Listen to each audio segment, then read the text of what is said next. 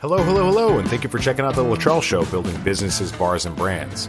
Now, one of the reasons I started this podcast was because I really wanted to deliver some content that was empowering for the bartender entrepreneur. Also, I wanted the people that I really, really admired to pick up the phone when I called.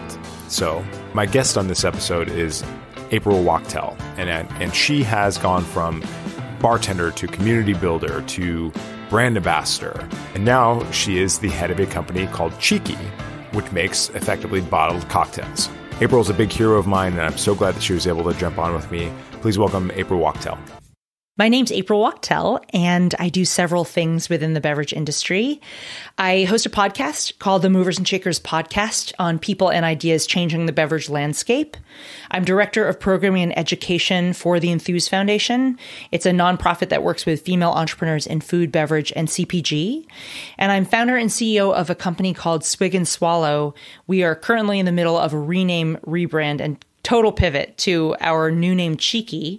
And so basically what we're trying to do is make craft cocktails available in the home and make it easy for anybody to make great quality cocktails in the home. So the whole idea behind Cheeky is mix and match juices and syrups. You choose your favorite spirit and you choose one of our juices, you choose one of our syrups, mix the three things together, and you'll get 15 to 20 cocktails depending on the size of the spirits bottle that you choose. So just trying to make this super easy and accessible to folks, even if you don't have a bartending background. So, I mean, I'm curious, like, how you went from this, like, kind of a community building bartender in Boston into becoming this entrepreneur, founder, very important person in the drinks. Like, what is your know that this was going to be kind of where you were headed? Mm-hmm. I mean, I think it starts with just being a curious person in the first place. And then, trying to figure out how I can take kind of one more step with the skills that I've built. And again, I'm sure you can identify with this a lot. In fact, I think, you and Marshall, I think might have been some of the first sort of consultants that I knew of in the New York scene as I was kind of like coming up in that space. And I think we all kind of look around and see like who's building what. And how do I start to like hone my expertise or kind of expand my horizons? So I think it was just broadly being interested in growth and being a curious person. And I would say probably there are a few big moments for me along the way. So one, and I continue to give Grey Goose props for this, but in 2010, when I was a bartender in Boston, they picked, I think it was 11 of us from around North America to be featured in this iconoclast sort of like mini advertisement series. Like they don't really do advertisements on the Sundance Channel, but were these bartender features within Iconoclast, the TV show. And the idea was kind of featuring different stories about why you bartend and what this means to you. And so huge people were chosen. I remember those. Oh, do you? Those were beautifully beautifully produced. I mean, I think were so well done. was one of them. Yeah, Joaquin, Lily Shine, Lauren Moat, Evan Hawkins, like, amazing people, Tony Abou-Ganim. So that was, I mean, certainly my first real big break. And that was kind of the first opportunity that I had to say why I kind of like kept staying in the business, which was it's about connection for me. And quite frankly, I had tried to leave the biz on several occasions because I'm like, this sucks. Like it's like long hours, like people can be assholes, like the whole 9 yards. But there's something that's really resonant about what happens in the bar and restaurant environment. So for me, it was very meaningful on a personal level. And so that was a huge break. Later, I think it was later that year, I ended up founding the Boston Bartenders Collaborative, which was directly related to that first moment, which was for Iconoclast. They brought us down to Tales of the Cocktail to film some of our segments. I think it was the B-roll primarily. And that's where I met all these amazing people. And when I went back to Boston, I was like, this community just doesn't exist in Boston. And wouldn't it be so cool if we could all collaborate and help uplift each other and share the knowledge as opposed to kind of like hoarding it and keeping it away from other people, which is really what I felt the culture was at the time. So founded that, and, amazing people came through that, and we collaborated together, and Ezra Starr and Nick Korn came through, and Chad Arnholt came through, like a lot of people who have now created really amazing careers for themselves. And so that was, again, it was an opportunity to get a glimpse of what other people were doing and not put ourselves in this position of like, this is my ego against yours. It was really like, we're going to meet up and talk about culinary techniques. And, Naomi Levy, she was my co-chair at the BBC. So she led like a speed competition that we did at Trina's. And, we did an internally research project on different ice and dilution and Hoshizaki versus block ice versus Manitowoc, et cetera, et cetera, et cetera. So I think that was, for me, that felt like the first opportunity I had to kind of flex this newfound confidence, which was like, if I have an idea, maybe I can actually do something about it. So that's been, I think, the sort of template for everything that I've done in my career, which is you have an idea, you test it out in a little way, and then if it works, or even if it doesn't work, then the next step that you can take to test it out in a slightly bigger way, And that, again, that has been what has happened with every piece of my career after that point is start something, build the confidence to start something, take that first step, and then do it again and do it again and do it again. And it's exciting and it's fun, Yeah, and it's like once you start something on that scale, it doesn't take an enormous amount of momentum to get it to wherever it's headed. Like just starting something is typically a really, really hard part. And I just wish people would like just be like, fuck it, I'm going to do it. Yes. And just put one foot in front of the other and just start walking in any direction. Yep. Like I just wish people would understand that you don't need a lot of money to start a business. You just need an idea and a little bit of work. And it's just like what we can do with our cell phones now is like, that's more computing power than they had putting a person on the moon for the first time. Right. Like literally. Which is bananas. Yeah. Which is crazy. And we take this thing so much for granted. We're just like, oh, I don't get service here. This sucks. Like, it's still Angry like, Birds. Yeah. Yeah. If I don't get my game here, I'm fucking losing my effing all over the place. But yeah, it's like leveraging like the tool that's in your pocket. That's very important. I mean, they didn't have Facebook did you use Facebook to develop these communities and like communicate with that many people at that time? Well, or was it just like you're in like kind of internal networks of just people that you just saw all the time? But yes, both. So Facebook was still, I think, relatively early at the time, meaning right? that I remember when we started. So we started the Boston Bartenders Collaborative website, which is now defunct. And we started the Boston Bartenders Collaborative group on Facebook. And by the way, shout out to Sean Frederick for doing the logo back then. And again, we kind of piecemealed this together, like somebody knows how to find a URL, and somebody knows how to do whatever. So again, collaborative work was great. But we did the Facebook group, and I remember we started sharing out notes from the meetings within the group. And by the way, I still get likes on that group. I would say probably a couple times a week, which is bizarre because it's been kind of defunct since like 2012. Defunct or like not maintained? Well, not maintained. I mean, it's still there. Yeah. Well, it's not, if folks are liking shit, then not it's active. Yeah. But in either case, I still think that's super funny. I'm like, oh, hey, lives on. The memory lives on. But yeah, so we started sharing notes from the sessions in there, started sharing photos in there. And then I remember Naomi and I hit kind of a little bit of a wall with video. Because again, video is really not like widely used. I don't even remember what the situation was with smartphones then. Because again, we're talking 2010. Yeah, and not everybody had Wi-Fi then. Wi-Fi was still emerging. Like, you'd find it in coffee shops, but not everybody had it in their house. Like at least at my house. I mean, we didn't have 2010. There was no Wi-Fi in 2010. I mean, there was Wi-Fi obviously, but it wasn't prevalent. Like not a lot of people had it. Yeah. I mean, we certainly were not doing work from cafes and bars at the time, like on our laptops. But not on your cell phones either. I don't remember. I think we would have done a better job of this if this stuff was available. But I remember we were like, how do we actually do video for these different sessions so we could expand the network that this is exposed to. And I remember we did a couple, but again, they were not recorded on phones. It was like video on somebody's like handheld kind of like camcorder thing. I mean, roughly how many people are you talking about? How many people were in the BBC? So I had invited 13 people initially. And then again, it grew bigger. So I had invited 13 people initially, and this was people who I knew from programs around the city. And the idea was, again, people who were up and coming, who were very curious to learn, who might have something to contribute. And again, I think from an ego perspective, we're like willing to get in on this with other people, because there were certainly some folks who seemed like they might be offended is not the right word, but like might think they were not in need of this type of community.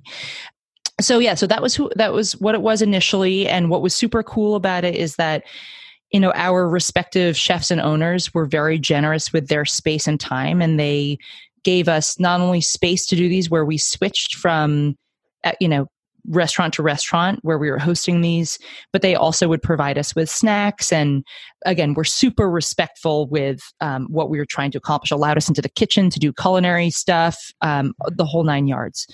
So ultimately, it seems like, sorry, go ahead. It seemed like back in 2010, like the whole mixology, the first wave second wave mixology movement was like kind of like a curiosity, like we weren't quite taken seriously. The brands were just getting involved on a level like, the Imagine, what was that program with Grey Goose? The Most Imaginary or most Imaginative? That's Sapphire. That's Sapphire. But with what was the Grey Goose one that you were talking about? Iconoclast. Iconoclast. Thank you. Yep. It's like they were just starting to spend money on things like that. They were just starting to pick bartenders out of bars and say, okay, you're an ambassador now. It wasn't until much later after that they said, this is how you become an ambassador. Right. Right. No, and that's, I think thinking about who your audience is, I think, if you are aspiring to build your career in general, I think, firstly, being willing to connect with a range of types of people is super helpful. I think also, and this is something, I have been a brand ambassador in the past. I currently, work in a very behind the scenes sort of role, with spirits brands, but I would encourage people to be open-minded about how they work with brands and understand that there's people on the other sides of those brands as well, because certainly in the craft cocktail movement, I think that there's been a lot of preciousness and some entitlement around, the role of the bartender and the elevated role of the bartender. And when you look at your career trajectory, if you decide to move on beyond bars, spirits companies and brand people are part of the ecosystem, and most likely you're going to work with them in the future. So I would just recommend, approaching all of these interactions with a professional lens. And I have, by the way, done my share of stupid things over the years, but I would say being respectful towards people in general within our industry has been something that I have continued to do. And I think that's super important.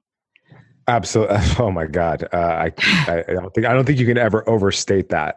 It's like, if I knew now what I should have known 10 years ago about being nice to people and not being a dick. I remember I was running a bar that was like, it had like 30 seats, that the center of the wheelhouse of the universe. And I used to hassle people about getting deals because I thought my bar was so important. Yeah. And then a year or two later, I was just like, oh my God, this bar is nothing. But the people who called on this bar to develop relationships with me were not trying to take advantage of me. They're trying to build a relationship as a business partner. Sure. And I and I sometimes shit on that relationship because I thought that I was so cool, that I had so much buying power. But when I was nickel and diming about buying a bottle or two or something, other people were, bill and holds. Yeah. And I was just like, I had no idea how, little of a component of a huge the machine actually was that I was involved in, and luckily I didn't destroy those relationships so bad that I couldn't go back and apologize. But it's like, I remember like you had Effie on your show, and I remember not being as cordial and as nice as I should have been to her, because she was selling something and I was buying something, and I thought that I was more important than her. I thought that we had some sort of a, it was almost, I had this picture of like almost like an adversarial relationship where people were coming in to give me something that I didn't need, when I should have been like, wait a second, this isn't like that at all. This is all in my head, and these people are business partners. And first of all, they're humans and they deserve respect. But yeah, oh my God, the entitlement, Jesus, wow. And like the amount of resources that we take for granted. So I would say it's on both sides, right? So I've also been in that position where I was the buyer at this place in Boston, and people would come in, like salespeople would come in, and it's, let's just say we're opening at 5 p.m. and they come in at like 4:15, and you are like hustling, you got a lot on your plate, and that's the wrong time to make a sales call. So I think that one must think about it from both perspectives. It's like, if you're going to be trying to sell somebody something, try to make it as easy for them to say yes as possible. And if you are being asked to consider an option for purchase, realize that they might be selling this thing now, but they also could be selling something or adding value in a different way at a later time. So I think it's just a matter of like evening the playing field. And I do have to say that, in my opinion, I think that spirits companies have contributed to elevating the role of the bartender over the years, because there's been a lot more emphasis on the skill and this being a real career. I also think that all of that money coming into the system has made it an uneven playing field. So I think that there's just like a system where there's sort of inequality, and people are not always sure how to kind of balance it out. So, I mean, I think we're on the same page that it's just be aware that if you're going to be in this career for a long time, so are a lot of these other people. So play nice. Yeah. And they're going to have different roles in a couple of years. And like, so are you probably. Yes. There's a lot more to it than that. I'm just really curious what it's like to build a brand. I mean, let's go back to what Cheeky is now, or what Cheeky is becoming, and where it started. Absolutely. So where it started is, I have been looking for my business idea since I was like a little kid. Like, I was always inventing products, like consumer products. When I was a kid, I was making stupid videos for products that didn't exist. So like little advertisements. Always products, never services? I think always products, never services. Yeah. Oh, yeah. Okay. I mean, that's kind of an indicator right there. Yeah. Yeah, I don't know. I'm sure that there's some sort of like deep-seated something there. But you never had a lemonade stand? You only sold the lemons? No, yeah. I think I'd rather be the kind of Wizard of Oz, like behind the scenes, like pulling strings, rather than necessarily being like the front-facing person. Mm-hmm. So I'm actually, I think in many ways, I'm actually kind of a shy person, which you wouldn't necessarily expect given like what I do in this industry. But I think that enables me to like have those connections and those amazing experiences with people without necessarily having to be like on all the time. Which again, as somebody in the services industry, you have to be super on whenever you're interacting with clients. So it's a thing, Yeah, it's absolutely a thing.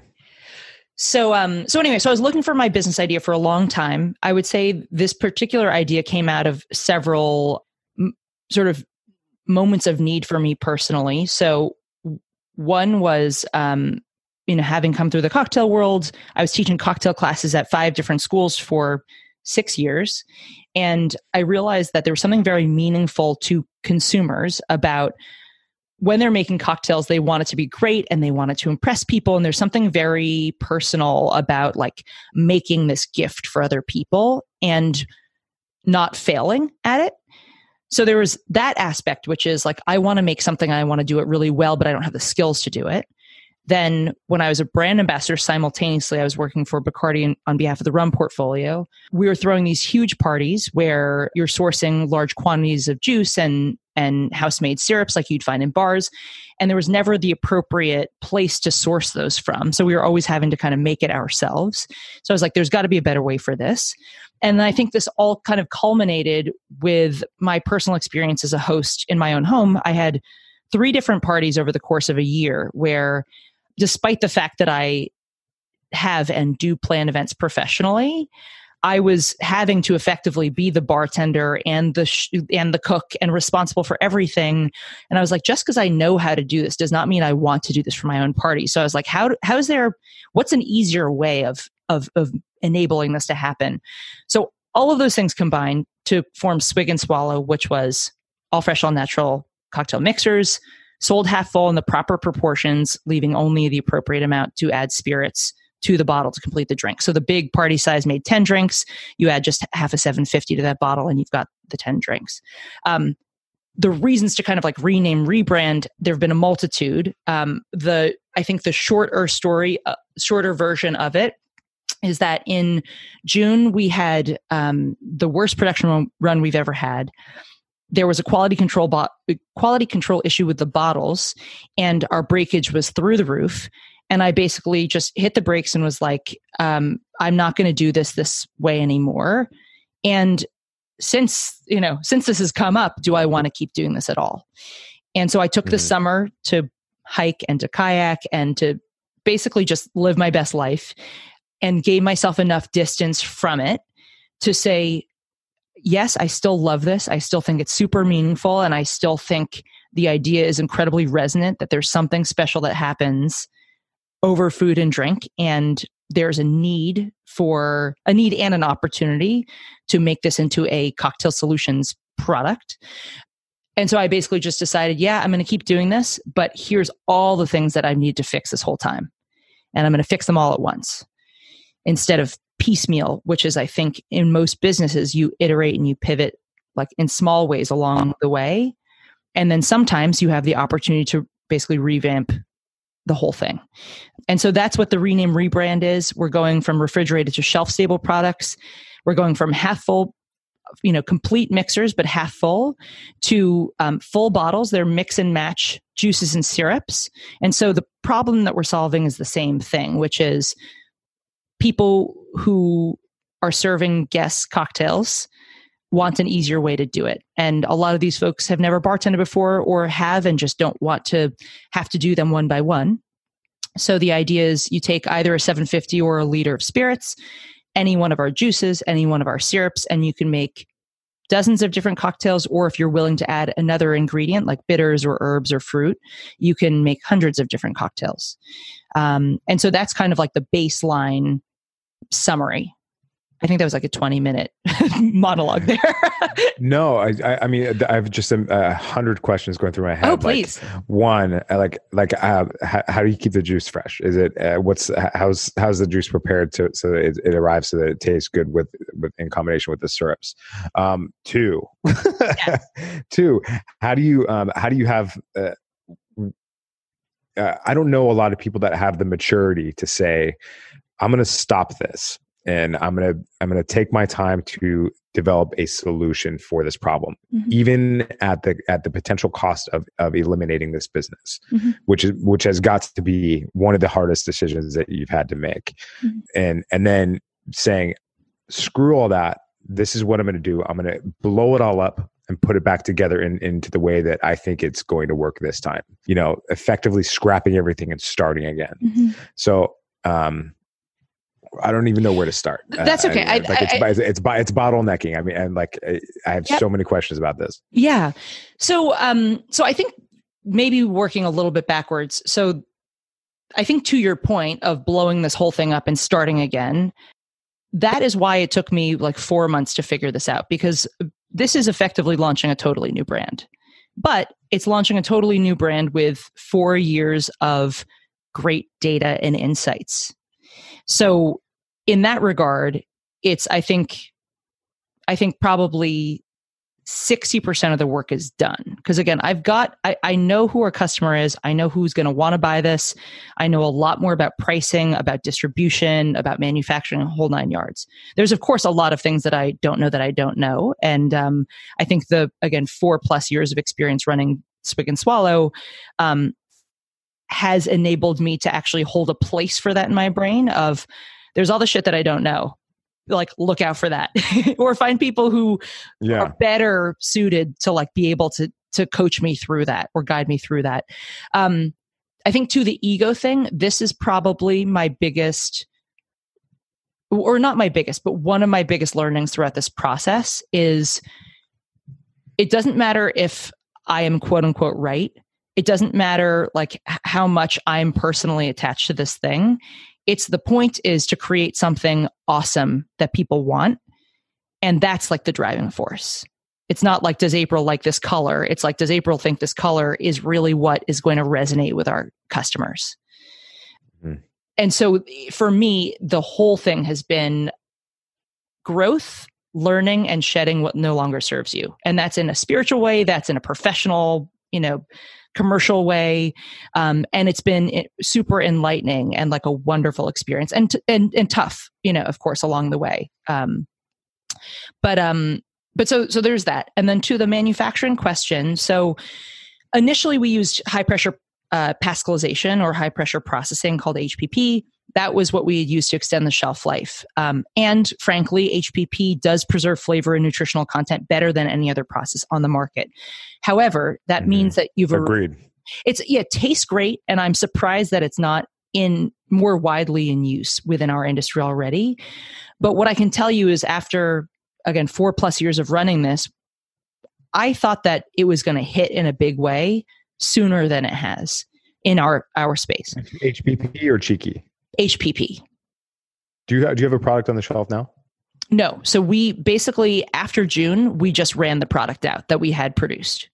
So we have not been selling anything for probably 3 months, 2 months, something like that. Probably 3. So the decision that I had made is we've lost many thousands of dollars because people were ready to buy in bulk for whatever it was. Let's just say the personal size product where they were like, we want to put this in gift bags, like send me 1,000 units. I want to give you my credit card information.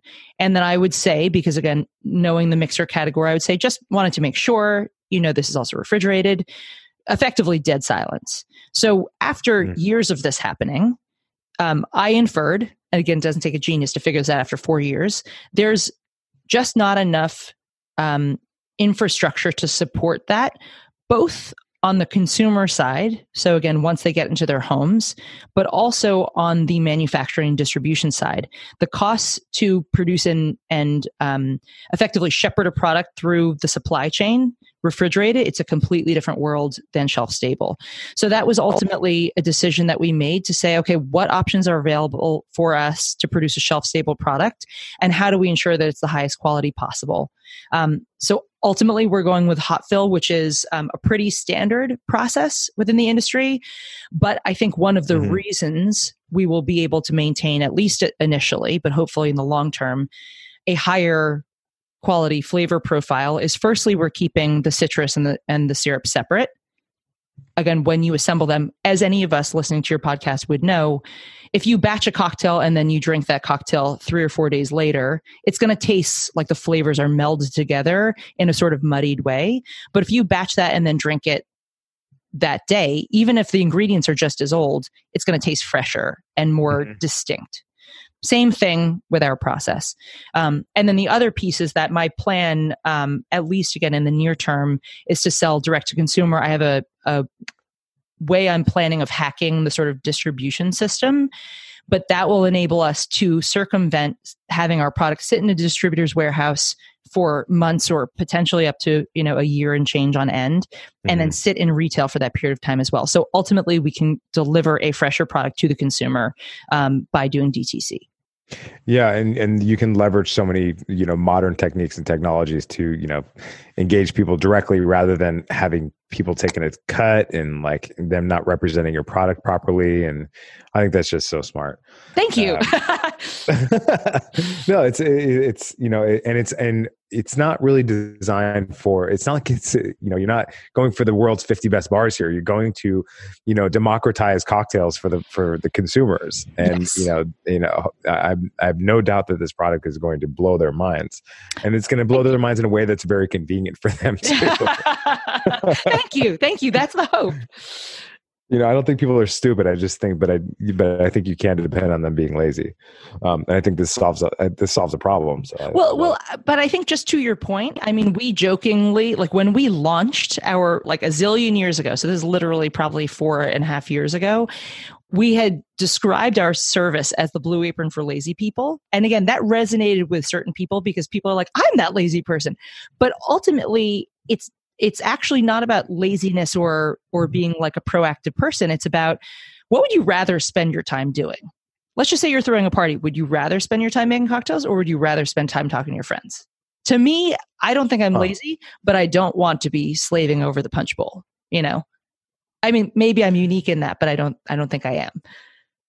No, I mean, this reminds me of that movie, The Wolf of Wall Street. And these terrible people are sitting around a table, drinking beers and talking shit about sales. And they're just like, okay, sell me this pen. And the other guy says, well, hey, check out the features of this pen. Then he passes it to the next guy. He says, write your name. And he couldn't do it. He couldn't do it because he didn't have a pen. And so he didn't realize the value of it until he understood the exact use case. And I think that's kind of the itch that you're scratching right now. Okay. Well, how do you reconcile? Okay. So you're building this brand, you're solving this problem. You've developed this product, you found some problems with it, blew it up, started a new thing now, and you're going to be in the shelves probably this summer. Or next summer? Well, let's just say not shelves, because again, I'm trying to. Oh, sorry, the DTC model. Yes. So again, part of this whole shedding things that no longer serve you. One of the things that I have realized is there's certain pieces of this that need to be perfect for launch, and there's certain pieces that don't have to be complete. So soft launch, going to be in April, hopefully. It seems that all of the elements that I'm kind of like parallel pathing right now will be complete. Theoretically in April. So again, don't hold me to that in case we're a month late, but it should be around then. And I think the approach again is DTC all the way. We have a lot of relationships we've struck with folks who order a lot of product over the years. So that is exciting. And again, that will enable us to gather data on like which piece of this is going to work, because the other part that I didn't exactly mention is we're going to be doing a membership model. So you can purchase full retail if you want, or if you want, let's just say 15% off, you can purchase a monthly membership, or if you want, let's say 30 or 40% off, you can purchase an annual membership. So that enables people who order regularly to, get a price that makes a lot of sense for them, and also kind of build the habit and comfort with working with us. And then also enables people who don't want to kind of get committed to still get like a great product at a great price. So that's the technique for starters. We've already had some B2B partnerships and opportunities come up. So we'll, again, start informally executing those probably. I mean, it's actually sooner than that, but that's going to be very much on the DL and very much like not advertised. It's just going to be as they come. And then at some point we will obviously actually put concerted effort towards the B2B channel as well. Okay. Well, just kind of zooming out and taking a picture, taking a look at this whole story about how you were a bartender and an educator in Boston 10 years ago, and then to how you ended up to this point now. I think that, part of the fundamental promise of this podcast is that it's like, we're going to tell some stories about some people who have leveraged their skills behind a bar or behind a line to get to a different place. And you have by far, gotten yourself to a place that is a place of wisdom, a place of, of understanding. And did you ever in a million years imagine that you'd be doing what you're doing now 10 years ago? Not this specific thing, but I think I've always been curious. You always knew that you wanted to build something, to make something. Yes. And this might sound like a crazy statement, but I think when I was a little kid, I think probably because my amazing older sister is like valedictorian of life, like the absolute perfect academic and, super hard worker, like very much the older child kind of like does everything perfectly by the books, is super academic, is super successful, this and that. I think from a very young age, I had like this feeling of like, I'm going to be very successful, but I have no clue how I'm going to get there. And so for me, again, it's for years, I think my parents are like, what the hell is she doing now? Because it didn't make any sense to them. But for me, it's always been about, again, being curious, learning, growing, and then taking that thing and pivoting just a little bit into something else. So if there's any, I guess, advice that I could give or, provoke any thoughts within your listeners, I might just say, try to find the stuff that you enjoy doing, that you would be doing if somebody wasn't paying you to do it. And start building that up, start talking to people who get excited about similar stuff to what you're excited about. And then figure out what are ways that people get paid? As silly as it sounds, it's like who gets paid for what? Like I would also say, by the way, and this is something that I did not know until I was kind of far into this, into Swig and Swallow and now Cheeky. It is easier to make money from no money if you have a service, because lower overhead, it can just be you doing your work. If you're going to do what I did with Swig and Swallow or with Cheeky, typically that takes either like your own capital or debt or somebody else's money to get started.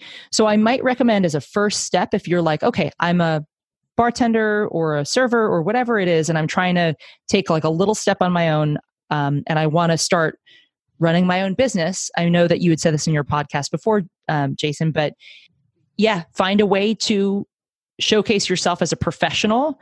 Try to show credibility indicators. So not only the business card and the logo and things like that, but try to make sure that the other pieces of your online reputation are professional in nature. Make sure you've got something up on LinkedIn. Make sure you're posting relevant things in your industry. Start building up those credibility indicators. And again, see who is successful within your industry, who's maybe just a few steps ahead of you.